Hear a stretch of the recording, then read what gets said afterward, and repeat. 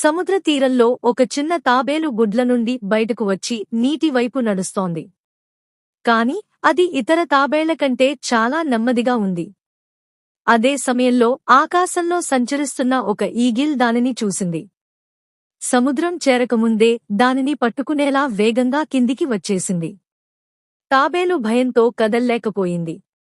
ఆ సమయంలో దగ్గరలోని చెట్టుపై కూర్చున్న ఒక రంగురంగుల చిలుక ఆ ప్రమాదాన్ని చూసి వెంటనే దూసుకొచ్చింది. ఈగిల్ దూకుతున్న వేళ చిలుక దాని ముందు రెక్కలు చాపి కేకలతో దాని దృష్టిని మరల్చింది.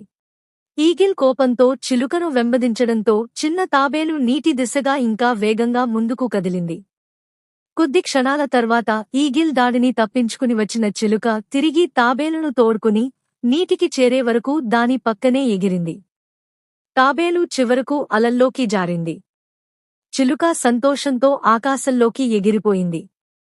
ఆ రోజు తీరం నేర్పింది, అతి చిన్న సహాయం కూడా ప్రాణాన్ని కాపాడగలదు.